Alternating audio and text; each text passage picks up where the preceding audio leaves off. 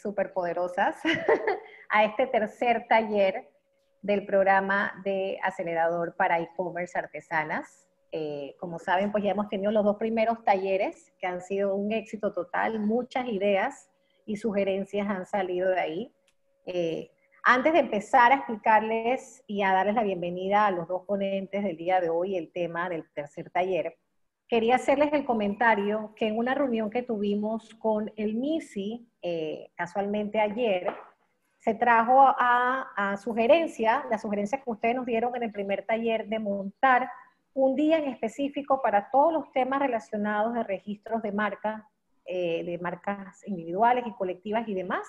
La buena noticia es que el MISI pues también aportó otras ideas más y temas importantes dentro del temario de lo que quieren complementar. Y ayer me mandaron dos temarios que entre los dos incluyen más o menos una hora de ponencias, son 2 horas en total, o sea que sería un día completo para darle espacio al MISI a que pueda darles esta capacitación. Entonces le quería hacer la consulta a todas ustedes, ¿qué les parecía si podíamos incluir este taller? Y con Alex, porque no sé a qué hora tienen las mentorías de esta semana, necesito entonces 3 horas para esta semana o la próxima y poder entonces agendar dentro del cronograma de capacitaciones la que daría el MISI para poder completar en base a las sugerencias que ustedes mismos nos dieron en el primer taller. Entonces, no sé si nos queda bien, Alex, podemos agendarlo para este viernes en la mañana, si ellas no tienen, si tienen espacio disponible. Déjame confirmarte, pero probablemente necesitamos la sala Zoom, ¿cierto? Sí. Ya, este viernes tenemos un viaje nosotros. Pero yo puedo proveer la sala Zoom, por eso no. Lo decía más que todo por las horas de ellas para las mentorías que tienen esta semana. Que no claro, sí. De hecho, las tenemos que coordinar justamente después de esto. Ok, entonces para que me dejen el viernes de 9 a 11 de la mañana disponible, por favor, y poder entonces introducir el módulo del MISI según las sugerencias que nos pidieron del primer taller. Sí. Es justo lo que vamos a empezar a ver con Jaime y su equipo ahora, así que está a tiempo. Buenísimo, entonces ya saben, señoras, separen en su agenda el cronograma con el cambio, pero viernes de 9 a 11 de la mañana para los dos temarios del MISI que sugirieron en el primer taller. Perfecto. Bueno, si entonces empecemos porque ya son las 9:08 y sé que el tiempo está por encima. Como saben, hoy tenemos el tercer taller, que es la construcción de un relato identitario comercial. Para este taller tenemos a Macarena Peña y a Alex Paredes, que van a ser los ponentes el día de hoy del taller. Recuerden que el objetivo de este taller es transmitir a los potenciales compradores a través de texto, fotos y otras formas de comunicación ese relato identitario y en sí mismo el patrimonio intangible que debe ser expresado como propuesta de valor al potencial cliente. Este taller hoy es muy potente, muy importante, es la primera vez que se está dando algo de parte del Ministerio de Cultura con este tema. Así que queremos que por favor aprovechen las próximas horas de taller al máximo, tomen notas, las preguntas pues ya después Ela les dirá cómo las tomarán, pero sobre todo que aprovechen porque esta es la primera vez, al primer grupo de artesanas panameñas que se le da este tipo de capacidad para de verdad potenciar ese relato y poder llevarlo a maximizar sus estrategias comerciales. Entonces, sin más, los dejo con Macarena y con Alex para que empiecen el taller. Gracias. Muchas gracias, Maru. Saludo a todas, a todos. Qué gusto verlos y verlas por aquí. Les voy a contar cómo va a funcionar esto hoy día.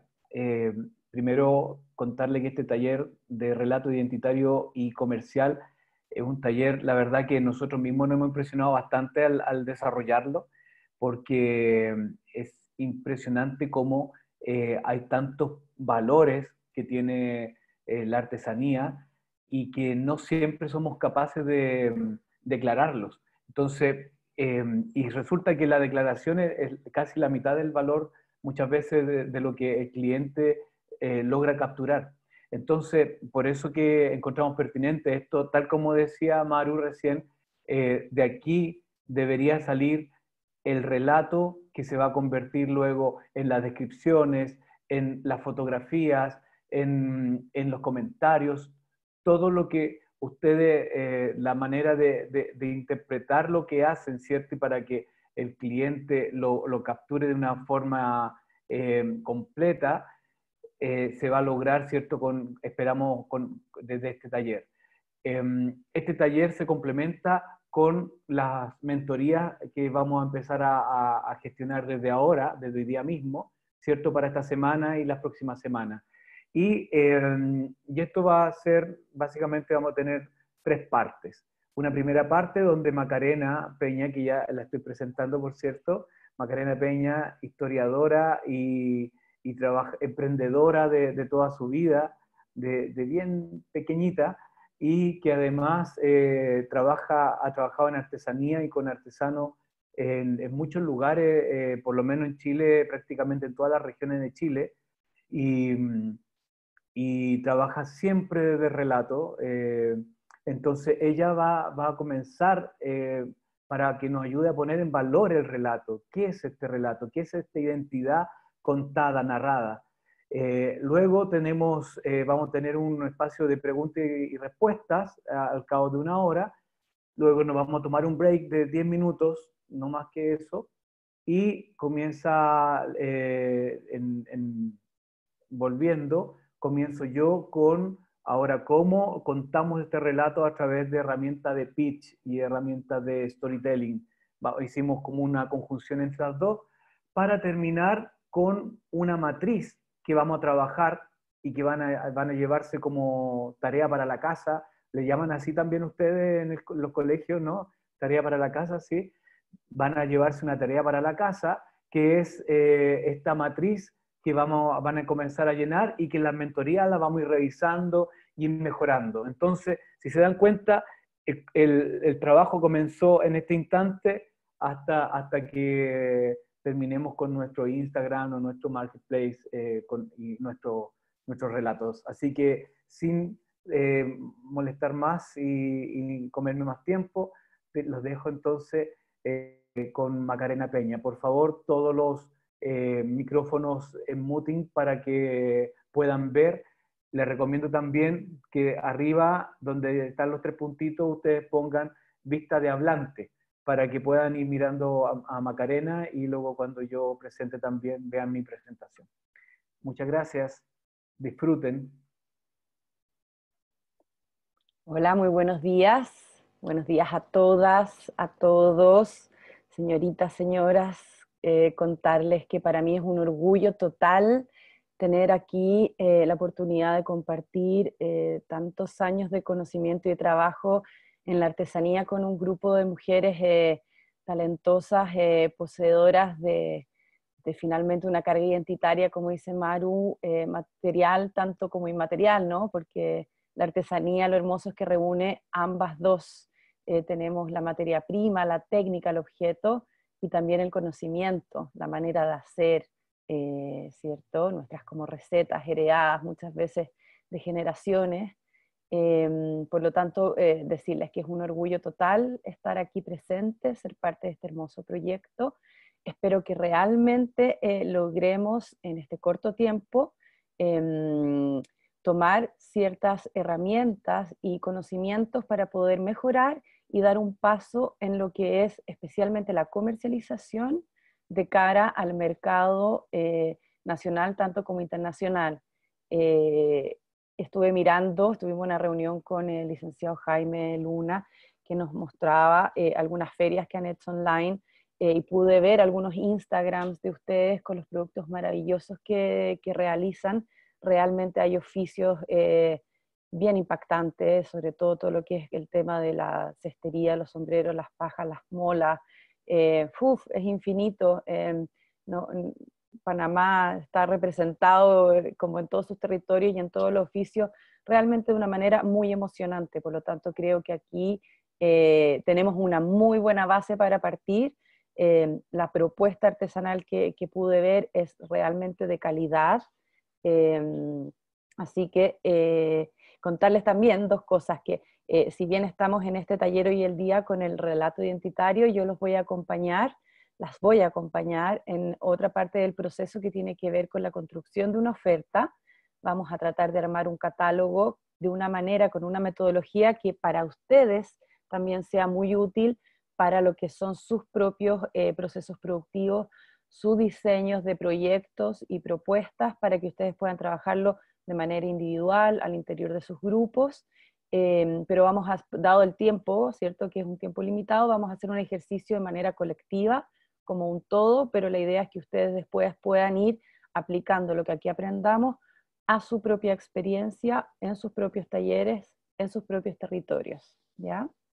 Voy a partir con el día de hoy contándoles un poco también el contexto desde el cual yo les voy a hablar y desde donde vengo en el fondo, para que se entienda un poquito lo que les voy a contar. Como dijo Alex, yo estudié historia, pero desde muy pequeña partí con el emprendimiento, que es la autogestión, ¿no? Y partí con una tienda, con una comercializadora de artesanía, porque en ese momento en Chile, esto era el 2004, no existían espacios de comercialización que pusieran en valor la oferta de los artesanos de las distintas regiones del país. Habían solamente un par de tiendas en el aeropuerto, pero que tenían más bien souvenir y productos industriales, que si bien decían la palabra Chile, no eran productos representativos de lo que es la artesanía tradicional de nuestro país. No habían espacios para la artesanía rural, por ejemplo, era muy complejo, artesanía indígena, y por lo tanto partimos con una tienda en un barrio muy turístico, que en ese momento tampoco era tan visitado, hoy en día es de los barrios más visitados por los turistas, pero al poco andar, a los 2 años, nos dimos cuenta de que para poder vender artesanía teníamos que trabajar de la mano directo con el artesano, con la artesana. La oferta del artesano no estaba preparada para ser comercializada en el mercado formal. Hay mucha informalidad en la producción, si bien es un súper valor el tema de que tengamos piezas únicas, también nos da una tremenda complejidad en cómo administrar la categoría artesanía, cómo reponer un producto, cómo ponerle código para poder vender y echar a andar el sistema. Entonces creamos una fundación, porque con lo que entraba por la tienda no nos alcanzaba para poder hacer difusión, investigación, talleres, capacitación, transferencia. Entonces armamos una fundación para que trabajara de manera complementaria y poder así postular a fondos de gobierno, público, internacionales, fondos privados también, con empresas que querían trabajar con las comunidades en sus territorios. Entonces son desde el 2004 a la fecha varios años recorridos. Trabajamos con artesanos de todos los oficios, artesanas de todos los oficios, textiles, cestería, madera, piedra, joyería, talabardería. Trabajamos con también todas las etnias que hay en nuestro país, desde el norte hay el mundo aymara, ¿cierto? Diaguita, los mapuches en la zona central y sur, hasta Punta Arenas, donde están los habitantes que se llaman los ONAS, los llamaron, y quienes nos inspiran para poner el nombre a nuestra tienda y a la fundación a la cual yo represento, que es Tienda ONA o Fundación ONA, si lo quieren ver en el internet, www.onachile.com, ¿ya? Estamos recién partiendo con nuestra experiencia online y eso es en lo que nos vamos a centrar hoy día, contarles de que este es el primer marketplace en Chile para artesanía originaria o de origen, y que es un camino que vamos haciendo de la mano, no es algo que nosotros estemos inventando de manera independiente a los artesanos, sino que es un catálogo muy reducido, porque la idea es partir junto a ellos para poder, a partir de esta plataforma, ser un puente para poder ingresar a otras plataformas internacionales y nacionales que hoy en día, dado el contexto de la pandemia, se están activando mucho y de una manera muy acelerada todo lo que es el e-commerce o el comercio digital. Por lo tanto, queremos ponernos a la vanguardia en eso, no quedarnos atrás. El mundo cambió, tenemos que ser conscientes de eso y saber innovar y adecuarnos a estos cambios. Y en eso los artesanos son realmente expertos en poder adecuarse a contextos y a entornos y ir cambiando, ir innovando, porque esa es la base de la sobrevivencia, ¿ya? Entrando a la materia misma, siempre me ha llamado mucho la atención de que los creadores, yo las llamo creadoras, ya son artesanas pero no solamente manufactureras, sino que tienen todo un potencial creativo, desde soñar o pensar, crear, hoy en día eso se llama diseñar una propuesta, pero siempre me he fijado que tenemos un tremendo problema con el nombrar, poner nombre a las cosas. A veces nos cuesta, entonces llamamos a una bufanda o un sombrero, bufanda, sombrero, pero no lo llamamos, no le ponemos un nombre que lo describa, que le agregue valor. Muy bien, como decía Maru, creo que es fundamental que seamos muy conscientes de que la artesanía tiene un valor agregado tremendamente importante a partir de estos dos principios, de cierto, de lo que le llaman el patrimonio cultural, tanto material como inmaterial, ¿ya? Eh, Tenemos tanto que contar sobre cómo hacemos la artesanía, tanto que contar del lugar en donde se hace. A diferencia del objeto industrializado, que es un objeto de máquina, este objeto, al ser hecho por un individuo, por una biografía, hay una biografía detrás, hay una persona. Muchas veces hay familias, hay comunidades enteras o pueblos, localidades que dan contexto a la producción, ¿ya? La artesanía, lo hermoso que tiene también es que tiene un precio que es muy elástico, en el sentido de que algo puede costar muy poco dinero, pero puede valer muchísimo, tener mucho valor. Por lo tanto, tenemos márgenes para poder poner precios que nos permitan un ingreso significativo, siempre y cuando hagamos evidente este valor, ¿ya? Si bien el cliente de artesanía por lo general es un cliente que se llama de intereses especiales, es un cliente, un consumidor muy informado, es alguien que sabe lo que está comprando, nunca está de más poder evidenciar y hacer patente estos contextos tanto tangibles como intangibles. Desde el tangible tenemos todo lo que significa la materia prima con la que trabajamos, ¿ya? Imagínense que incluso hay muchos procesos productivos y artesanas que trabajan desde el momento de la recolección de la materia prima, lo que puede ser el junco, los juncales, o yo no sé si ustedes ahí esquilan a sus propios animales y se trabaja con fibras, ya me irán contando, o quienes hacen alfarería van a sus lugares a buscar estas tierras que no son cualquier tierra, son tierras que tienen, ¿cómo se llama?, características muy importantes. Eh, por lo general, la manera en cómo se extrae la materia prima es muy respetuosa con el medio ambiente y con el entorno. Incluso hay prácticas que son sagradas y de saberes colectivos que se encuentran protegidos por la comunidad, que les permiten de alguna manera vincularse y pedir permiso a la madre tierra para poder acceder a estas materias y transformarlas con sus manos. Es realmente muy impresionante.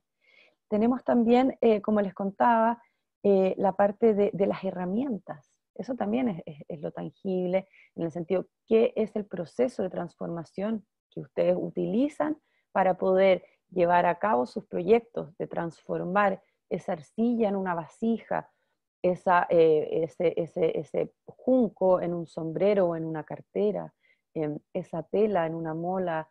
Ahí estoy viendo también unos imanes maravillosos. Es solamente valor agregado, cómo incorporan ustedes todo este conocimiento es fundamental. El objeto, por lo tanto, entonces tiene su materia, tiene su territorio, tiene su forma, color, tiene su iconografía muchas veces, hay una forma, hay un contenido formal que expresa ciertos elementos.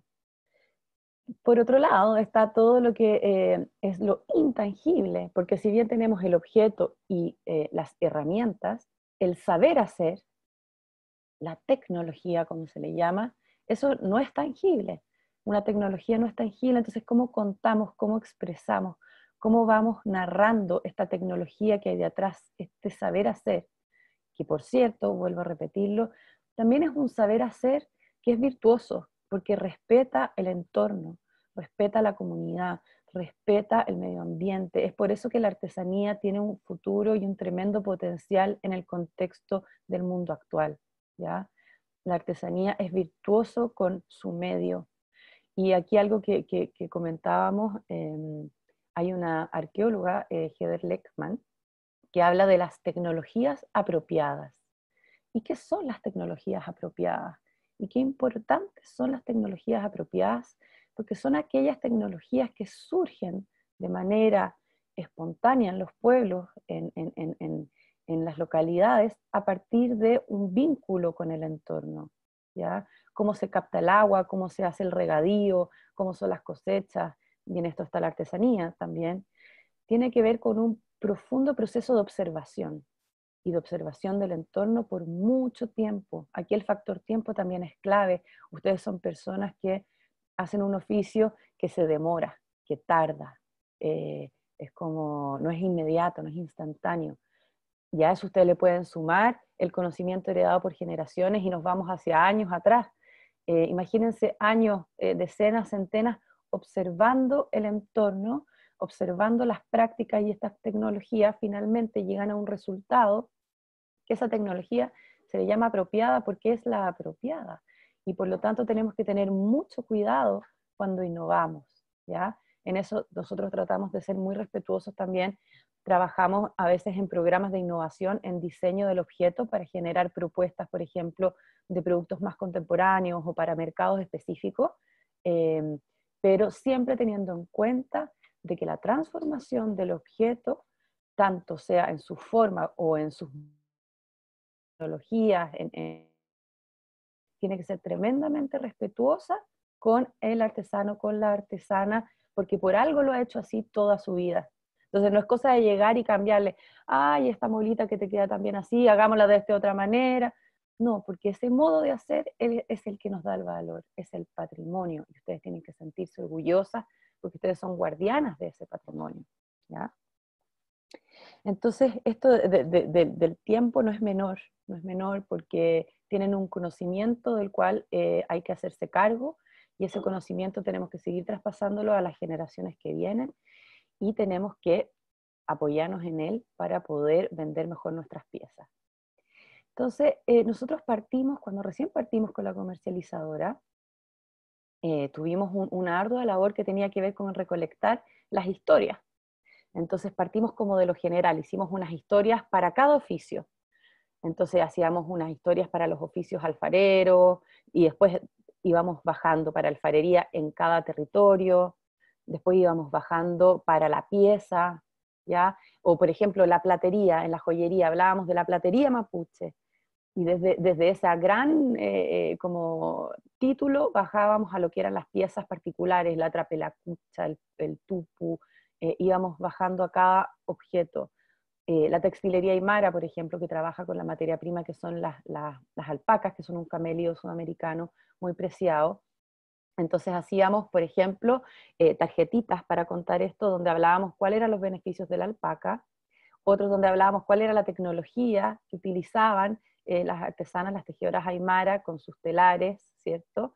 Porque uno muchas veces ve, el instrumental se ve bastante sencillo, pero la tecnología que hay ahí de cómo se cruza una hebra con la otra, esa es como la ciencia, es totalmente un arte, ¿ya? Y por lo tanto, entonces íbamos poniendo en unas tarjetitas, íbamos sumando, primero sumábamos, poníamos el texto de las alpacas, después poníamos el texto de la técnica en general, y después uno, por ejemplo, si era bufanda, o era un chal, o era un gorro, o era un guante, íbamos cambiando ese producto. También trabajábamos con distintas artesanas, entonces si era la familia Castro Mamani, era otra tarjetita, si era una comunidad de una localidad también. Entonces íbamos generando finalmente un mini libro donde se explicaba todo este universo, desde lo más general a lo más particular. Aparte de eso, teníamos unas cajas bonitas, ¿cierto? Con mapas para mostrar dónde quedaban estos territorios, con los cuidados que había que tener de la prenda, aspectos más técnicos, que son también muy relevantes. Hoy en día, nuestro gran desafío es cómo llevamos toda esta información, que es casi ilimitada, podríamos estar horas y horas y haciendo muchos libros, disculpen, con todo el material que tenemos para contar. Pero ¿cómo lo hacemos hoy en día en este nuevo mundo digital? Ese fue el gran desafío de este año 2020. Porque si bien tenemos mucho que contar, tenemos que editar, y a eso vamos a aprender. Vamos a aprender a editar, porque no podemos contarlo todo, no hay espacio para todo. De hecho, lo que son las plataformas online hoy día y los marketplaces te dan un espacio de 300 caracteres para publicar. Eso es muy pequeñito, es un párrafo, a lo más 2 párrafos. Entonces, ¿cómo en 2 párrafos nosotros vamos a poder narrar el valor agregado que tiene nuestra pieza? Aparte de eso, se nos exige por campos obligatorios poder dar ciertas características de la pieza, como por ejemplo el nombre, que ya vamos a hablar de eso, de lo importante de que la pieza tenga un nombre que la describa, ¿ya? Y que seduzca. Después tiene un código, un SKU se le llama aquí en Chile, no sé cómo llaman ustedes allá, el código de cada producto que tiene que ser distinto para cada uno, ¿ya? No hay un SKU igual para 2 productos distintos, eso no existe, ¿ya? Eso lo vamos a aprender también. Las medidas, cuánto mide tanto de ancho, alto, largo, cuánto pesa. Ahora ya no podemos publicar un producto sin su peso, ¿por qué? Porque el sistema de despacho, los courier y todo lo que es la distribución, se va a cobrar según esas características.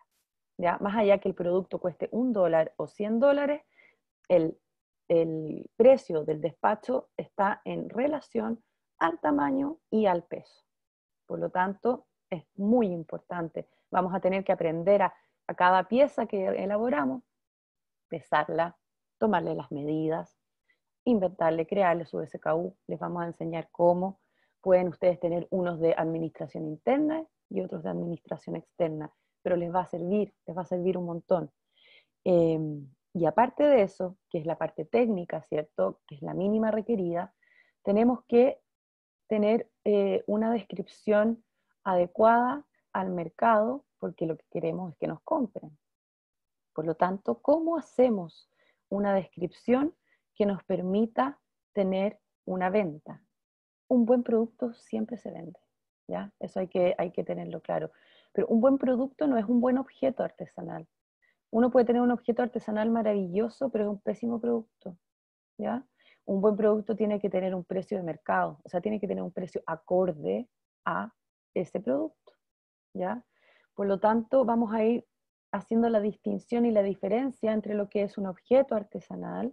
Yo les voy a enseñar después una manera bien interesante que se usa mucho en el diseño de moda para poder tener tu objeto artesanal más preciado, el que le vamos a llamar patrimonial, que es uno el que más se demora en hacer, que es único y casi se pueden hacer tres al año, versus cuáles son nuestros productos básicos, los que se les llaman caballos de batalla también, o el producto, nosotros le vamos a llamar básico, que es el que nos permite alta rotación. Y si ustedes se fijan, todo lo que yo les conté, esto de pesar el producto, de las medidas, etc., uno no puede, como artesano, estar haciendo eso todo el rato. O sea, uno, aparte de ser el creador, planificar el producto, después hay que pesarlo, hay que medirlo, por lo tanto vamos a tener que encontrar lógicas de creación que nos permitan mantener ese SKU, ese precio, esas dimensiones, ese peso en un producto que vamos a ir repitiendo y que puede variar, puede cambiar.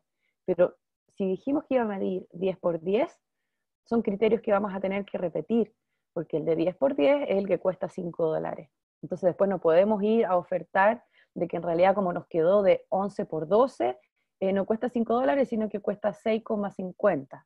¿Ya? No podemos hacer eso. Eso lo podemos hacer cuando vamos a una feria directa, cuando nosotros mismos somos la fuerza de venta, cuando nosotros administramos nuestra oferta. Pero cuando estamos con un intermediario que participa del mercado formal en una lógica comercial que se le llama la mercadotecnia, tenemos que respetar ciertos aspectos. Y ese es el desafío, por lo menos en nuestro país, mayor que han tenido las artesanas y artesanos de poder comprender la lógica de la mercadotecnia para ofertar sus productos que por lo general pertenecen más a lo que es el concepto de la pieza única, más cerca de lo que es una pieza de arte, ¿cierto? Porque efectivamente hay un proceso creativo que tiene que ver con el estado de ánimo incluso del creador. Hay días que uno se despierta con ganas de hacer, hay otros días que no, hay otros que a uno anda más contento y queda más lindo, otros que está medio triste y quedó... Entonces, es cierto eso, y eso no se tiene que perder, porque es la humanidad que hay en cada una de estas piezas, ¿ya? Entonces, vamos a trabajar también en este programa algo muy entretenido que se llama las buenas prácticas de publicación, y que eso tiene que ver desde cómo tenemos una buena imagen, ¿ya? Cómo podemos retratar bien nuestro producto, ojalá con más de una vista, por ejemplo, que no sea solamente el producto de este lado, sino que también sea de este, de este, ¿ya? En su conjunto también, porque los productos vamos a entender ahora, a diferencia de los objetos, siempre vamos a hacer la diferencia. Ustedes pueden siempre seguir con sus objetos artesanales, eso no hay ningún problema, pero para entrar a un marketplace tenemos que entrar con un producto, ¿ya? Entonces, cuando hagamos nuestro producto, nos vamos a dar cuenta que vamos a hacer una familia de productos.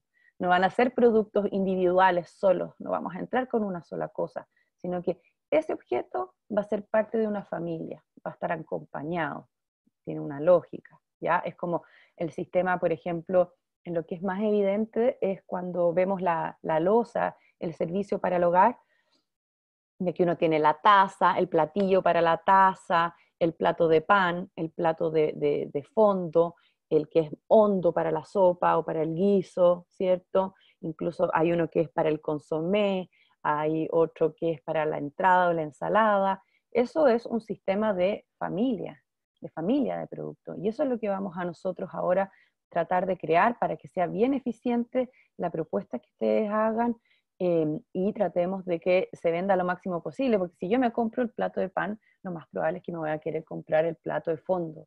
Y quizás no tengo plata hoy, pero el próximo mes voy a ir a buscar mi plato para la sopa. Y voy a ir poco a poco yo armando mi colección y de alguna manera voy a ir fidelizando al cliente, ¿ya? Voy a ir generando un vínculo con mi oferta, con la familia de productos, que va a hacer que todos los meses haya una periodicidad, ¿ya? Eso es lo que queremos lograr. Acá en Chile lo más difícil para los artesanos es saber si el próximo mes van a vender o no. No saben. Y eso es tremendo para la producción, porque también por lo general el capital de trabajo con que ustedes cuentan es bien limitado, entonces tampoco pueden ir dejando en consignación todos sus productos y que no se vendan. Ustedes tienen que vender porque con ese dinero después van, compran más materia prima y siguen produciendo. Por lo tanto, tenemos que hacer una lógica, un sistema productivo que nos dé un cierto margen para poder planificar nuestra producción anual, nuestras ventas anuales, ¿ya? Por lo tanto, esta mercadotecnia vamos a tener que tomarla en serio porque la idea es que nos traiga beneficios, ¿ya?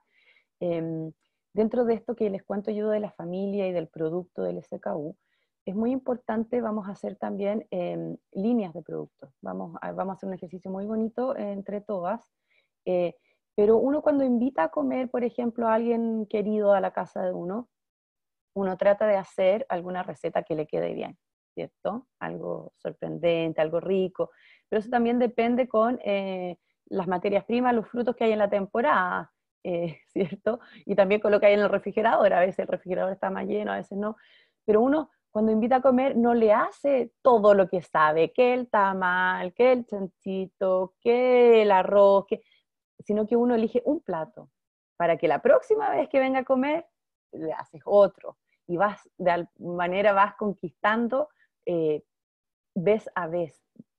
Cada vez que tú invitas, lo sorprendes con algo distinto.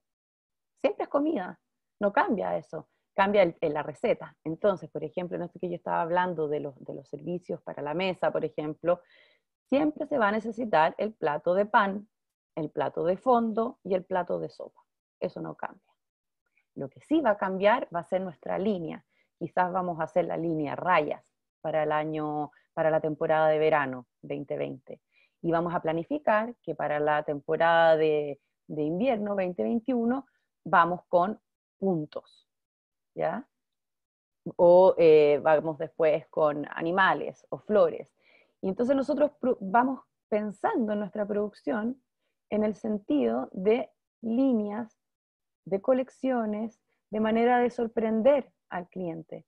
pero la que es básica, la que es blanca, por ejemplo, siempre está disponible, ¿ya? ¿Para qué? Para que ese que quería ir armando su juego pueda reponer, pero pueda también innovar y sorprender, y de repente tiene su juego blanco básico, y este año compró la ensaladera de las rayas. Entonces es una gran ensaladera muy bonita que pone en la mesa, con rayas que los complementa con sus servilletas, no tengo idea, con el mantel. ¿Ah? Y el próximo año entonces compra la fuente plana para el pan de puntos. Y se va generando toda una dinámica comercial de consumo que tiene que ver con esta lógica.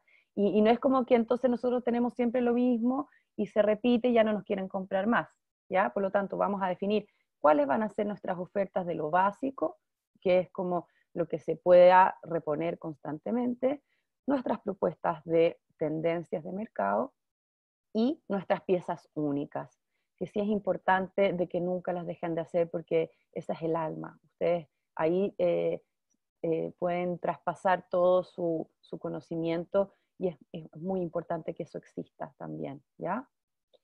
En estas buenas prácticas de publicación es esencial, como les decía yo, la vista, el tema de la imagen.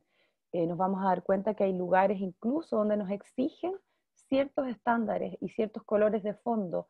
Ya no podemos sacar la foto con el fondo que nosotros deseamos, sino que tiene que ser con la que nos indican.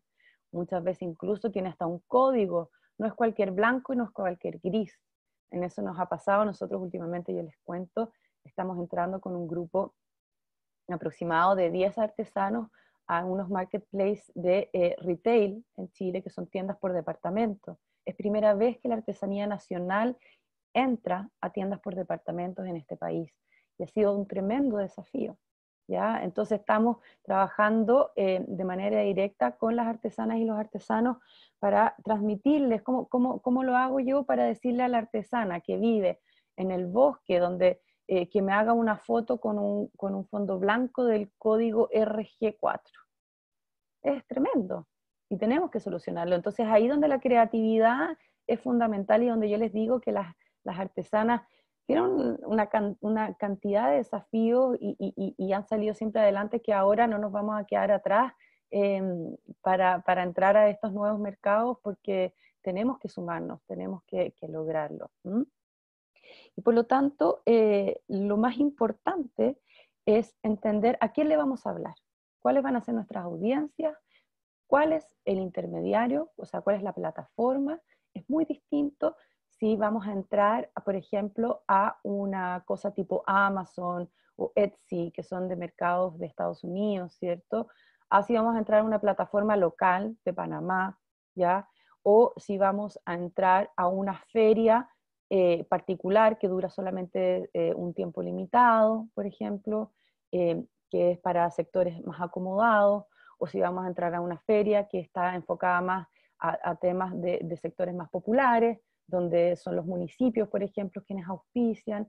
Entonces tenemos que entender bien quién va a ser nuestra audiencia para ver qué de esta oferta que tenemos es la que presentamos. Es como que yo les contaba, ustedes saben muchas recetas, pero también empiezan a conocer a sus visitas y saben que a algunos no les gustan las legumbres, que hay otro que es vegetariano, que hay otro que le gusta la comida tradicional, que hay otro que le gusta la hamburguesa, entonces uno se la ingenia para hacer una cheeseburger, por ejemplo, a los niños, etcétera, ¿ya? Entonces, en esta audiencia, nosotros tenemos que transmitirle lo que le llamaremos, y aquí Alex va a tratar este tema en profundidad más adelante, la propuesta de valor. ¿Qué es lo que hace que nuestra propuesta, nuestros objetos, nuestros productos, ¿ya?, tengan un valor para la audiencia que los va a adquirir? Y para eso tenemos que tener por lo menos 3 aspectos muy claros que los vamos a tener que buscar y pensar y editar. Como les decía, vamos a tener que tener una gran capacidad de editar la información que tenemos a 3 cosas. Por ejemplo, ¿qué es lo que nos hace diferentes? Porque es diferente al otro, al que tiene también a mi competencia o a mi colaborador. Eso es lo lindo también de la artesanía, que trabajamos mucho más bajo las lógicas de colaboración que de competencia. En un pueblo que es alfarero, nosotros sentimos de que nuestro vecino no es nuestra competencia de que nos va a quitar al cliente, sino que es que nos va a ayudar a tener mayor participación de mercado. Nosotros colaboramos, vamos con ofertas conjuntas a las ferias, porque sabemos que no podemos ir a una feria que dura 10 días, que tiene 300 visitantes diarios, con solamente nuestra oferta, pero no alcanzamos a producirla. Por lo tanto, sabemos que tenemos que trabajar en colaboración y eso también es muy importante de la artesanía. También tenemos que saber cuáles son los beneficios que tienen nuestros productos, ¿ya? Para poder también identificar cuáles son los cuidados que tenemos que tener con ellos y cuáles son los atributos. Y eso también es muy importante. Entonces, si sumamos diferenciación, beneficios y atributos, más lo que hablamos antes, lo que les conté de este aspecto técnico del nombre del producto, el código, las medidas, ¿cierto? Vamos armando finalmente esta narración, esta historia, este valor agregado que nos va a ayudar a participar de manera adecuada. Yo lo único que espero es tratar de no generar falsas expectativas ni frustraciones en el proceso, porque si bien se aprende, acá en Chile se dice, echando a perder se aprende, y es como equivocándose uno aprende. La idea es que no gastemos muchos recursos de ustedes, que no pierdan el tiempo. Son mujeres que aparte de ser artesanas, son madres, esposas, dueñas de casas, profesionales, hay otras que tienen emprendimientos paralelos. La artesanía por lo general es una actividad complementaria a otras actividades, y a eso le sumamos que somos mujeres, o sea, ya impresionante la cantidad de cosas que tenemos que hacer y cómo tenemos que administrar nuestro recurso más preciado, que es el tiempo. Así que yo espero que logremos un trabajo lo más acotado posible para que ustedes en este corto tiempo puedan ver y apreciar de manera tangible cuáles son los aportes y los aprendizajes que vamos a tener durante este proceso. ¿Mm? Dicho eso, abro la palabra para quienes tengan dudas, consultas o quieran compartir con nosotros en esta oportunidad. Pueden levantar la mano también. Hay un Eso, para botoncito. poder identificarlas, porque como están con el mute, Claro. tienen que hacer así para que las vean. Ahí Marisol. Sí, buenos días. ¿Me escuchan? Sí. Sí, perfecto. Mire, la pregunta sería la siguiente. Por lo menos para mí esta modalidad que usted está expresando realmente me parece totalmente nueva. No lo había contemplado desde ese punto de vista. Es una perspectiva sumamente innovadora, interesante y que me ayuda a mí a darle valor a lo que yo hago, porque yo no lo veía desde ese punto de vista, como usted en un momentito nos ha llevado, como bien usted dice, relatando una historia de algo que nosotros lo hacemos de manera normal y sí trasciende a nuestras tradiciones, porque en el caso mío yo soy orfebre y yo vengo desde mi bisabuelo, mi abuelo, mi papá, mi tío, o sea, es generacional. Entonces uno crece en ese ámbito y uno le va tomando valores realmente a lo que uno hace. Ahora, como usted me acaba de decir, yo no lo veía desde ese punto de vista, de esa panorámica, el hecho de tomarle las medidas, pues no, yo no hacía eso. El peso sí, porque trabajo con peso siempre, todo es pesado. Sí, plata, oro, y siempre es pesado, las medidas y eso sí.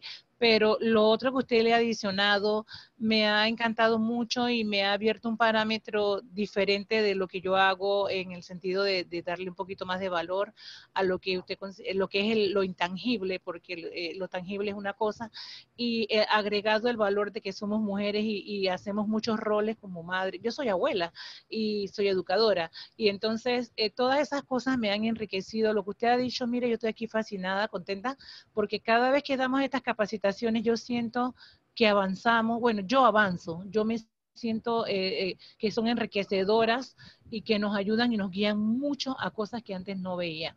Le agradezco, muchas gracias por darnos esta explicación y para mí es nuevo. Gracias. Muchas gracias Marisol, gracias por compartir y espero que sí, que realmente sea un tremendo aporte. Yo la veo a usted ahí que tiene ganas, mire, lo primero es tener ganas de aprender, así que en eso estamos muy bien. Gracias. Tenemos una pregunta de Dalis Guerra. ¿Qué sucede cuando la artesanía no es aprendida de generación en generación, sino en talleres? Maravilloso, es otra manera de aprender. Por lo tanto, tenemos que contarlo, qué taller es, en qué ocasión se dio, cómo surgió el interés, con quiénes comparto, quiénes son mis maestros. Efectivamente, la artesanía también incluso es autodidacta. Hay personas que nadie le enseñó, sino que solo tuvieron la inquietud y vieron una materia y la empezaron a transformar. Y hay otros, como el caso de la persona que está realizando la pregunta, que por iniciativa van a un centro o taller, a un centro de aprendizaje o taller, para adquirir los conocimientos básicos, ¿ya? Pero hay mucho también de autodidacta y de uno capacitarse también a uno mismo. Incluso generacionalmente hay algo bien impresionante. Hay en algunas tradiciones, las madres o las abuelas no enseñaban a sus hijos o nietas, no que los ponían a hacer. Usted haga esto, punto. O míreme, mire cómo hago. Pero no le decía, ponga aquí, haga acá. De hecho, en el norte del país me ha pasado muchas veces que artesanas hoy en día me decían, ¡ay! Cuando era chica sufría porque me retaban y yo aprendí que me retaban. No sé cómo aprendí a amar el oficio que hago, pero me regañaban. Y no hubo un traspaso, esa cosa que uno imagina súper amorosa y como media romántica, de que viene la generación y te dicen, hijo, haz esto, se hace así, no es tal. Así que cada artesana, artesano tiene su historia y es igualmente válido. Mira, la Luzmila pidió la palabra también. No supo cómo levantar el iconosito de mano, pero escribió aquí en el chat. Así que, Luzmina, Yali puede abrir el micrófono. Muchas gracias, Macarena, por todo lo que nos has estado enseñando. ¿Sabes cuando antes, puede ser un par de años atrás, yo le incluía una pequeña tarjetita, así como tú nos estabas relatando, una pequeña tarjetita a mis muñecas de trapo y a mis otros souvenirs, en donde yo explicaba cuál era el origen de esa ilustración o de ese objeto? Pero entonces ahora con todo este cambio a lo digital, sobre todo, mira, me ha golpeado como mucho más fuerte ahora con la pandemia, que todo, hemos tenido que transformar todos nuestros negocios a lo digital.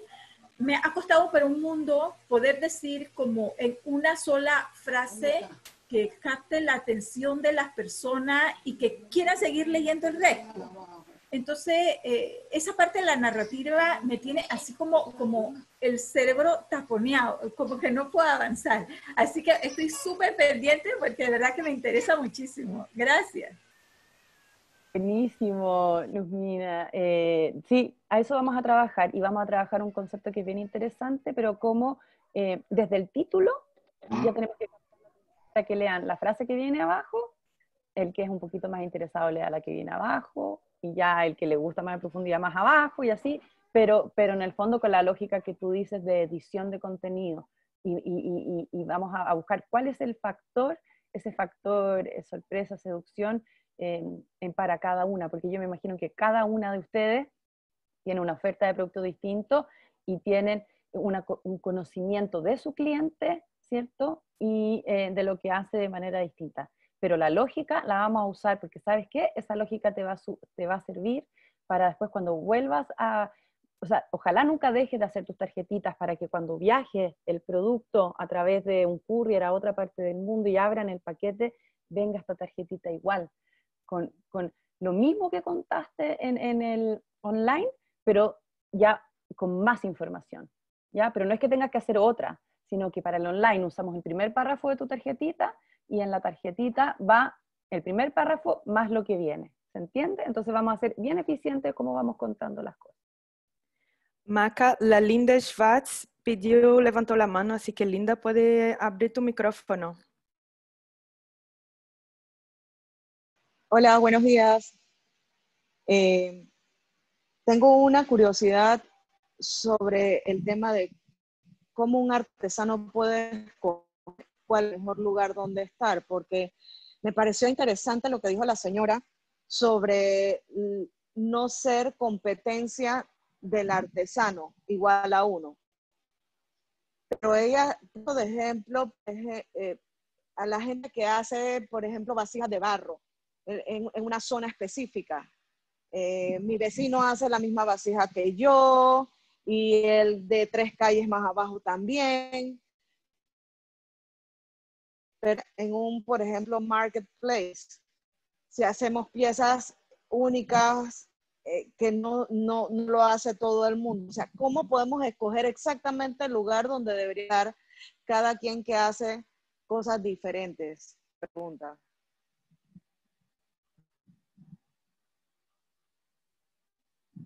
A ver, ¿ahí me escuchas? Sí. Gracias, Linda, por su pregunta. Es muy buena la pregunta. Eso es lo interesante. Vamos a aprender también a hacer ofertas conjuntas, ¿ya? Volviendo al mismo ejemplo, voy a usar el ejemplo de la mesa, que es el que usamos hoy para entender. Hay objetos que solamente usted sabe hacer y que a ustedes le quedan increíbles y son los por los cuales la buscan, ¿ya? A diferencia de que el vecino lo deben buscar por otro objeto, ¿ya? Pero la idea es que nos pongamos de acuerdo con los que vamos a participar del marketplace, porque si bien tenemos, acuérdense que hablamos de 3 categorías. Este es el patrimonial, que es el objeto más cercano al arte, que es único y repetible y es de cada quien de tendencia o mundo, y está el básico.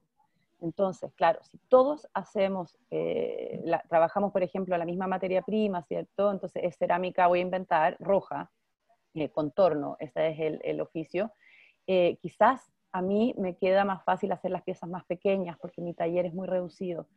Hay otra persona que tiene un taller más grande, entonces va a ser las más grandes. A mí no me queda bien el producto elevado, sino que más bien el plano. Hay otro que es experto en elevar productos. Entonces vamos a generar una oferta que si bien de cara al cliente se ve como una sola familia, como una lógica, quien produce y quien está encargado de producir los objetos son personas que se complementan.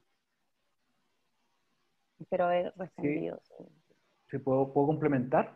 Obvio, sí, claro. Que la pregunta me gustó mucho de Linda porque toca 2 cosas que vamos a conversar justamente después del break.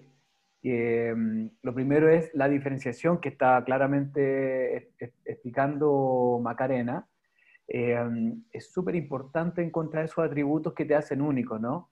Para pasar desde, como dice este libro, pasar desde un océano rojo, donde todos hacen lo mismo, ¿ya? Donde todos hacen el mismo sombrero, como podríamos decir, ¿cierto?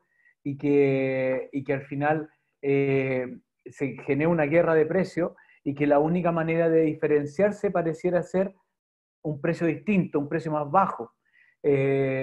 Bueno, cómo no entramos en ese canibalismo y nos ponemos en un lugar, en un océano azul donde nuestros atributos son únicos? Eso en primer lugar. Y en segundo lugar, cuando tú me preguntas cuál es el canal en el cual debería ir, bueno, el canal siempre, la elección de canal no va a ser el producto, la elección de canal va a ser el cliente. ¿Dónde está el cliente que valora realmente lo que tú estás haciendo? Y eso es lo que uno tiene que investigar. ¿Quién es ese cliente primero para saber dónde están? Y luego entonces vamos a poder responder el canal exacto, Linda.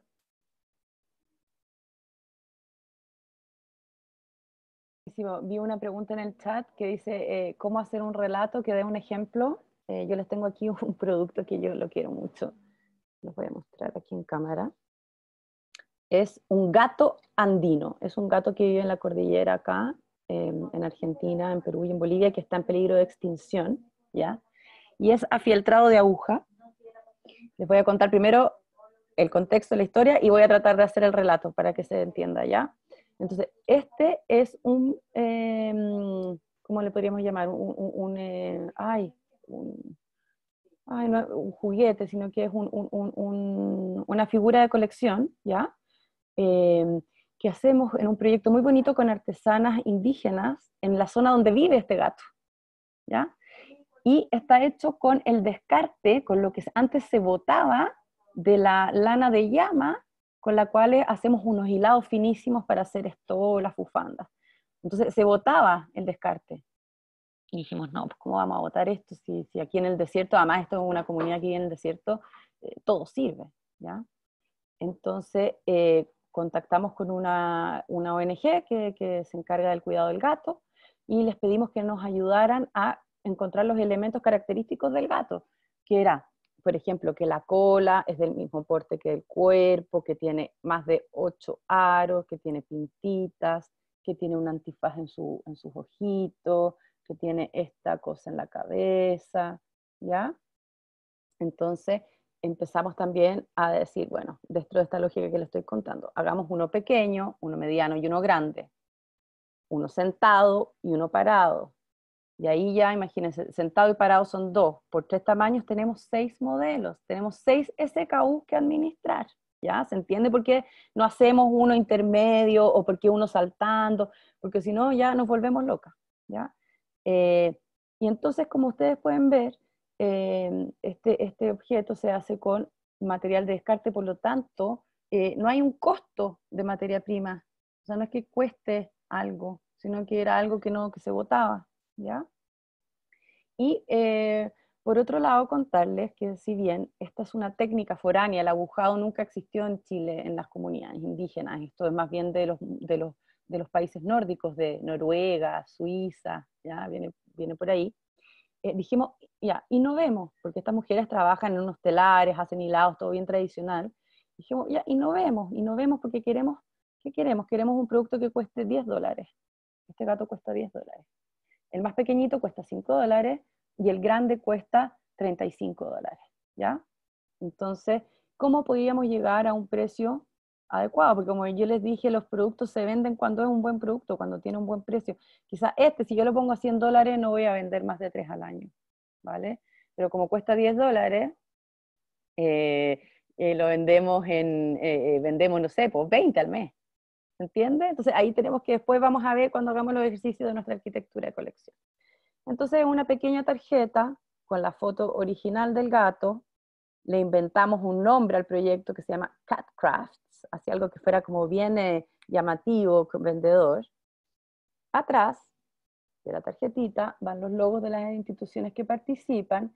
En este caso conseguimos un auspicio de Fundación Disney, ¿ya? Para este proyecto. Al medio está la ONG del gato y acá está una que es la fundación que yo represento. Y acá adentro entonces viene en inglés y en español. ¿Por qué en inglés y en español? Porque como está financiado por Disney y era para un mercado internacional, considerábamos que tenía que estar en inglés y en español. Incluso hay veces donde hacemos el trabajo de ponerlo también en la lengua materna de las comunidades en donde se trabaja, porque queremos preservar, ¿ya? Entonces, donde hay lenguas que son lenguas originarias, tratamos de también difundirlas, cosa de que el cliente pueda aprender, aunque sea un poquito más de cómo se dice gato en Aymara, en este caso, son las michis, que son las cuidadoras de los gatos, que viene con toda una tradición de que las mujeres cuidaban a estos gatos, que había que mantenerlos, los usan en ceremonias, de hecho, que van en una vinculación directa con el ganado, con el pastoreo, ¿ya? Entonces son muy importantes. Entonces, y al otro lado, miren, aquí les voy a mostrar cómo nos equivocamos, que nos faltó algo. Aquí viene para escribir el nombre de cada artesana y se fijan que hay escrito con un plumón ahí un M, porque este es el gato M, el mediano. Entonces, quizás en la etiqueta deberíamos haber puesto MSL para que marcara cada artesana con una X, por ejemplo. Entonces ahí nos equivocamos. Lo probable es que cuando volvamos a hacer nuestra etiqueta nuevamente, consideremos eso, por ejemplo, ¿ya? Entonces, aquí yo les voy a contar les voy a leer la parte en español, pero es para que de todo que yo les conté, que podría contarles mucho más todavía, qué es lo que decidimos comunicar al cliente, ¿ya? Porque esto es como en las películas o en las novelas, o ustedes mismas lo hacen en su Instagram todo el rato. En el Instagram ustedes ponen lo que el otro quiere leer, no ponen la foto cuando uno sale fea, levantándose en la mañana, así, sino que ponen la foto linda, ¿cierto? Hay una decisión ahí de qué es lo que quiero comunicar. Entonces dice, El proyecto CatCraft pone en valor las artesanías tradicionales andinas como una herramienta creativa y de generación de ingresos alternativos que nos permiten apoyar y fomentar la conservación del gato andino y su hábitat a través de un mayor compromiso de las comunidades locales. Eso, nada más. No está contado que está hecho de fieltro, ni que es de lana de llama, ni nada de eso, porque eso después está contado en otra parte del producto. Entonces vamos generando la narración a partir de lo que vamos contando. Y lo que vamos a hacer ahora es poder tener para el marketplace esta como resumen vendedor, por decirlo de alguna manera, pero lo más probable es que para el marketplace mismo vamos a tener que usar cosas mucho más cortas, y ahí yo, por ejemplo, ahí pondría, si ahora, de hecho, este gato lo pusimos en el marketplace, entonces se llama figura mediana gato andino de fieltro, así se llama, ¿ya? Y la descripción es efectivamente figura coleccionable, realizada con fieltro de aguja, con lana de llama de descarte de la comunidad de Aiquina, región de Antofagasta. Totalmente distinto a lo que va acá, porque acá yo le estoy hablando a Disney, ¿ya? Al conservacionista, al que le importa que el gato siga viviendo y me va a comprar el gato porque quiere aportar también a la conservación del gato. En el Marketplace de Chile le estoy hablando a el cliente local, al chileno que quiere la figurita para coleccionar o para regalar o etcétera, pero que quizás no está muy vinculado a los temas de conservación, sino que es porque le gustó la figurita y tiene el factor, hay un factor que es muy importante que tiene, el cute factor, que le decimos nosotros que es el factor de ternura, que uno mira al gatito y es tierno, ¿ya? Entonces, ahí hay un ejemplo. Me alargué un poco. Vamos a hacer más Maca, preguntas. aprovechando este relato, Zuliani dice, ese producto tiene una historia muy bonita. ¿Y qué pasa si el producto no tiene una historia? Como tal, sino que solo fue creado en un taller en base a un gusto personal. Todo tiene una historia. Todo tiene una historia. Yo, como les conté al principio, yo estudié historia, ¿ya? Y todo tiene una historia en la artesanía. Entonces, obviamente le vamos a encontrar la historia bonita a tu producto, aunque haya sido en un taller o haya sido, imagínate, quizás no es nada bonito contar de que esta cuestión, este producto, lo hace la señora sentada en la cocina de su casa mientras están esperando la olla con los porotos y los cabros chicos saltando arriba de la cabeza. No es nada bonito. Pero nosotros tenemos que buscar qué es del proceso, qué hay de la idea, porque eso que tú dices que no fue, que la creación es solamente porque a ti se te ocurrió, eso es súper importante, es muy, muy interesante, pero tenemos que ver cómo se te ocurrió, por qué, ¿lo soñaste? ¿Fue en un sueño? ¿Alguien te dijo? ¿O fue en un viaje o recorriendo la calle que tuviste un árbol y se te ocurrió la idea? Siempre hay que contar. Entonces, por un lado tenemos esto intangible, la historia romántica que vamos a contar, pero también vamos a contar lo técnico, entonces también vamos a tener que contar cuánto pesa tu producto, cuánto mide, de qué está hecho, cómo son las cosas que hay que usar para cuidarlo, por ejemplo, si se lava con agua fría, agua caliente o no se lava, etc. Así que todo tiene historia. Y nuestro rol va a ser que la contemos de una manera interesante para el cliente. Creo que aún tenemos tiempo. La Roxanne pidió la palabra, así que puede abrir su micrófono, Roxanne. Sí, gracias. Buenos días, Macarena. Muy interesante lo que nos cuentas, sobre todo la parte esta de cómo lo identitario, creo que es el término exacto, llevarlo a lo comercial y cómo nosotras como artesanas ver la identidad, dónde entra la identidad dentro de lo que hacemos, ¿no? Sobre todo para las que no hacemos objetos tan tradicionales panameños, como es mi caso, y cómo eso cómo involucra ese producto, lleva involucrado la identidad a lo comercial. Yo pienso que aunque sea en un taller, sí tiene historia. Y aunque, por ejemplo, en el caso de los tembleques, aunque yo no lo haya aprendido de mi mamá o de mi abuelita, porque obviamente no tenían esa tradición, también tiene historia, porque me preocupé por aprender algo dentro de lo que es parte de nuestra tradición, ¿ve? En mi caso yo hago bolsos y la gente que me conoce sabe que me identifican las mariposas y me identifica la estampación textil botánica.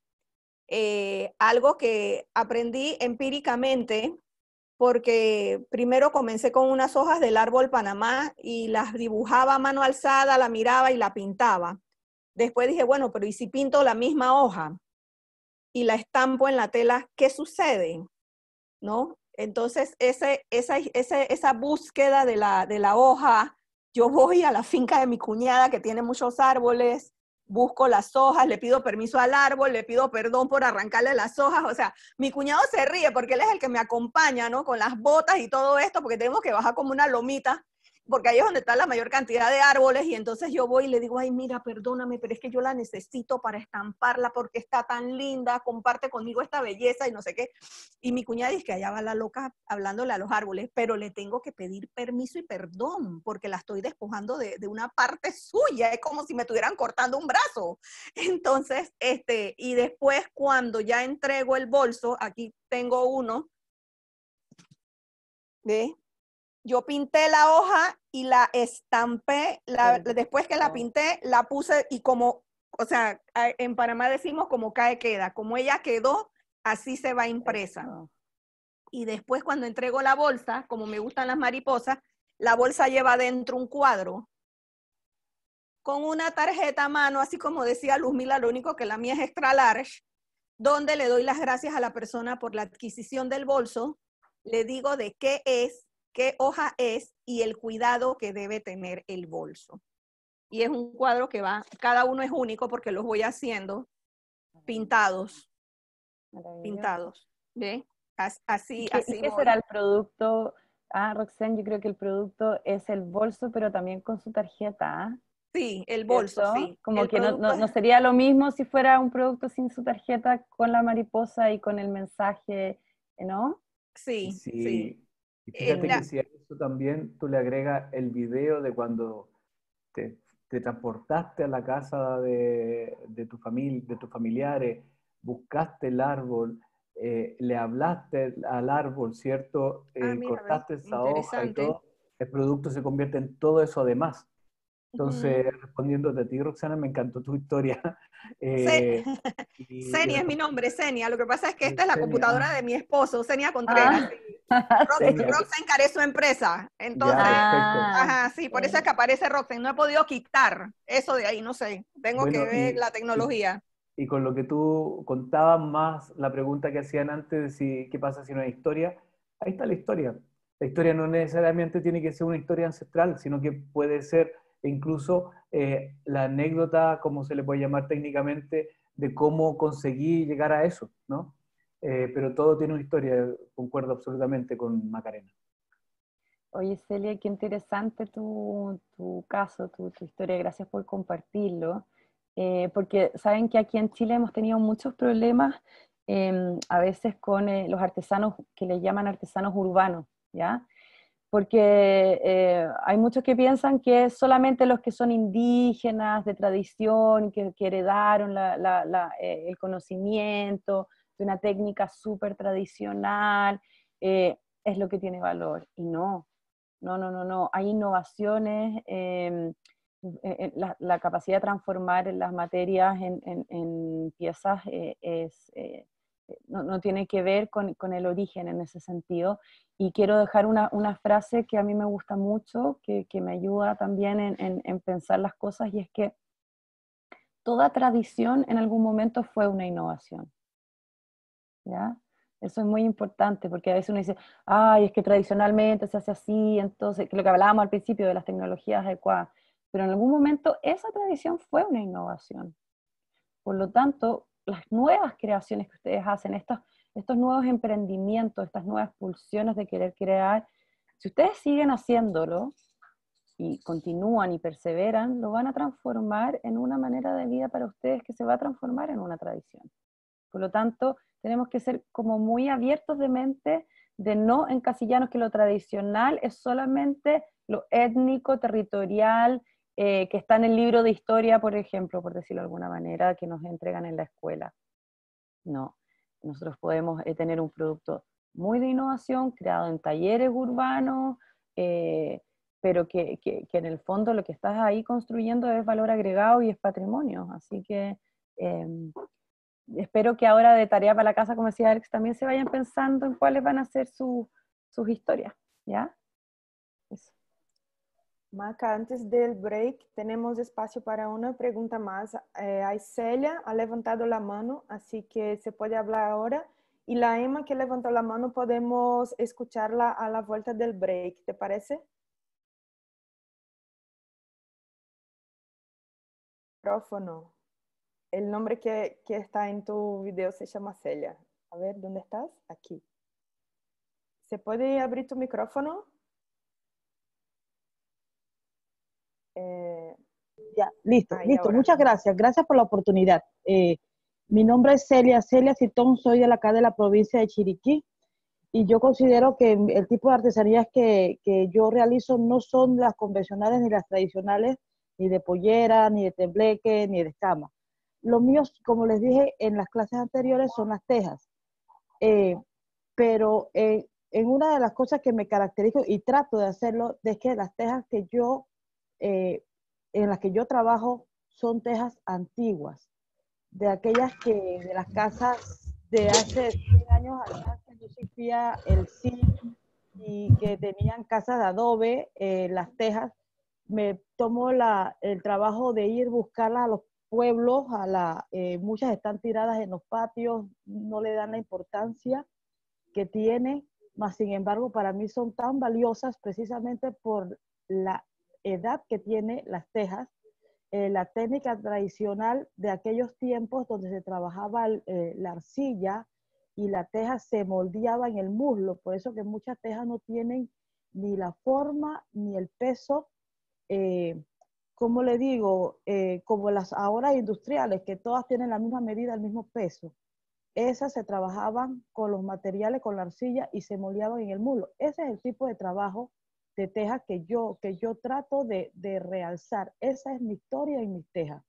Lo que yo le agrego puede ser moderno, puede ser con materiales de ahora, pero la teja en sí es la que yo considero que tiene el valor.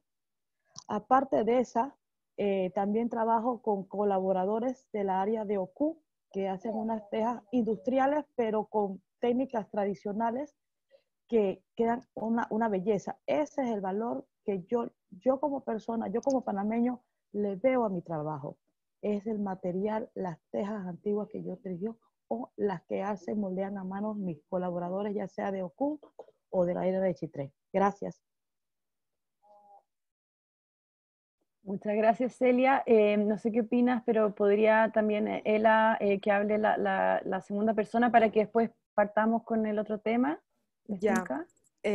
La Emma que había levantado la mano, ¿se puede abrir su micrófono?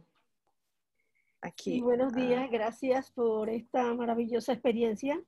Allí para recordarles un poco que lo que hablábamos la semana pasada cuando me tocó exponer, hablábamos de los significados y también hablábamos de la lucha que hay a veces con la tradición y las nuevas tradiciones, porque siempre se están creando nuevas tradiciones, lo has reiterado ahora Macarena, me alegra que lo hayas hecho, porque a veces creemos que todo nació, sí es verdad que hay algunas manifestaciones que tienen en torno a ellas narraciones ancestrales, cosmovisión, de lo que consideramos a veces hasta mitos, pero que no siempre se va creando nueva tradición. Por eso les decía que música como el reggae, como la bachata de pleno siglo XX, fueron reconocidas como patrimonio de la humanidad. Es decir, que no es solamente lo que consideramos ancestral, muy, muy antiguo, las nuevas tradiciones. O sea, la tradición es lo que convierte cada grupo en una aportación de significado y que comparten su significado. Entonces, hay nuevas tradiciones. Acabo de escuchar a Celia y me emociona porque tal vez su historia puede estar relacionada con el homenaje que le está haciendo a los artesanos de las tejas, a la añoranza del pasado, porque nuestras casas de teja frescas, ella le está dando un nuevo valor. Y en lo que decía hace poco, tenía extraordinario el hecho de que le gustan las mariposas, y hay tanto que hay en Panamá cuando hablamos de que Panamá significa abundancia de mariposas o abundancia del árbol Panamá. Es decir, hay muchos elementos que a veces están en nuestro subconsciente o subyacente y creemos que no es tradición o creemos que no tiene un valor. Y si nos ponemos a conversar con nosotros mismos y con nuestra historia, con nuestra memoria de niñez, nos damos cuenta que sí, sí podemos contar una historia y sí hay significados. Así que felicito a los que han hablado, porque realmente ahí ya está la semilla de las historias de las que les está hablando Macarena, que me parece maravilloso la oportunidad de que puedan crear ahora sus propias historias. Así que era eso todo. Gracias. Gracias, Emma, por tremendo aporte. Y solo decirles, para modo de cierre, de que es el modo de hacer, es la cotidianidad lo que va a generar el valor. Ya ustedes como artesanas cotidianamente realizan algo. Ya sea que lo hacen hace 5 años, que lo realizan hace un mes, o sea, ahí van variando, pero ustedes viven haciendo eso. Y eso es el valor más maravilloso. Súper, muchas gracias, Macarena. Súper inspiracional esta primera parte. Veo que todas y todos están bien contentos. Solamente contarles que vamos a un break de 10 minutos y de vuelta. Todo esto que hablamos lo vamos a llevar ahora en la técnica. En la técnica lo vamos a bajar para tener este relato de cada uno, de lo que dijo cada uno de ustedes y lo que está anotando por ahí. Vamos a tener cómo llevarlo ahora al papel para poder verbalizarlo de distintas maneras y los por qué. Viene la parte técnica ahora que viene, que las necesito muy concentradas. Y ahí vamos a estar con Macarena a continuación. Así que 10 minutos, háganse su tinto, vayan al baño y nos vemos en un instante.